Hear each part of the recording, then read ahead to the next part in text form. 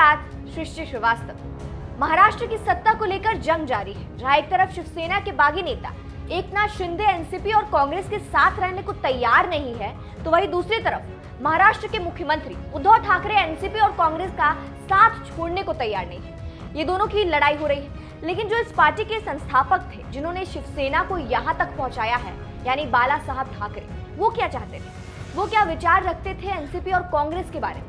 इस खबर में हम आपको बताएंगे कि बाला साहब ठाकरे एनसीपी और कांग्रेस को लेकर क्या सोचते थे। महाराष्ट्र में महाविकास आघाड़ी की सरकार है, जिसमें शिवसेना, कांग्रेस और एनसीपी शामिल है। इनका गठबंधन है, लेकिन एक जमाना था जब बाला साहब ठाकरे कांग्रेस और एनसीपी को लेकर काफी आक्रामक रहते थे और उनका कहना था कि कांग्रेस हिंदू विरोधी है। महाराष्ट्र में शिवसेना हमेशा से हिंदुत्व की राजनीति करती आ रही है और बाला साहब ठाकरे भले ही कभी सत्ता की कुर्सी पर नहीं बैठे, लेकिन उनका डंका बजता था और वो अपनी आक्रामकता को लेकर जाने जाते थे। और साथ साथ कांग्रेस को लेकर भी वो हमेशा सख्त रूप अपना लेते थे, क्योंकि कभी भी उनके विचार कांग्रेस से नहीं मिले।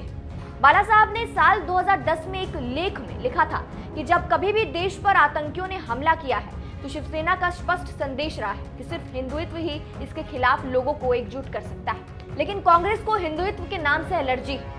एक बार टीवी इंटरव्यू के दौरान बाला साहब ठाकरे ने कहा था, मैं शिवसेना को कांग्रेस नहीं बनने दूंगा और अगर मुझे मालूम होगा कि ऐसा हो रहा है तो मैं अपनी दुकान बंद कर दूंगा। शिवसेना चुनाव नहीं लड़ेगी, हिंदुत्व के लिए ही शिवसेना को मान सम्मान मिल रहा है। उन्होंने कई बार नेहरू गांधी परिवार पर सिर्फ मुसलमानों को साध कर सियासत करने का आरोप लगाया था।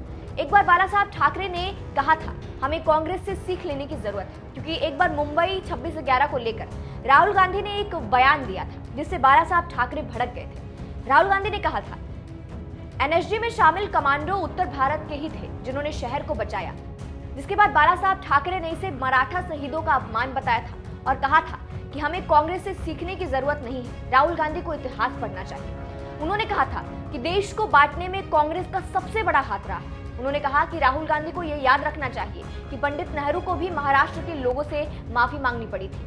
वहीं बाला साहब ठाकरे ने एक भाषण के दौरान कांग्रेस अध्यक्ष सोनिया गांधी पर भी तीखा वार किया था। उन्होंने उस दौरान कहा था, कांग्रेस का कामकाज किन्नरों की तरह है, कोई मर्द नहीं मिला था, इसलिए पार्टी ने औरतों को अध्यक्ष बना दिया। इस दौरान उन्होंने कांग्रेस नेता मणिशंकर अय्यर पर भी जमकर निशाना साधा था। बाला साहब ने कहा था कि मणिशंकर अय्यर सांप है और उन्हें मैं महाराष्ट्र में आने नहीं दूंगा।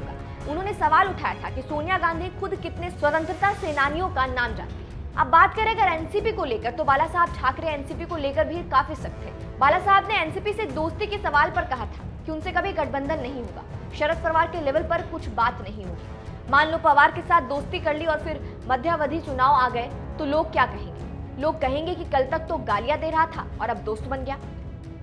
जहां कांग्रेस और एनसीपी को लेकर बाला साहब हमेशा हमलावर रहते थे, आज उसी एनसीपी और कांग्रेस के साथ शिवसेना का गठबंधन है और शायद यही कारण है कि एकनाथ शिंदे इतने नाराज हैं, क्योंकि उनका मानना है अब शिवसेना बाला साहब के विचारों वाली पार्टी नहीं रही। शिंदे गुट ने हाल ही में कहा था कि शिवसेना को हमने हाईजैक नहीं किया, बल्कि कांग्रेस और एनसीपी ने हाईजैक कर लिया।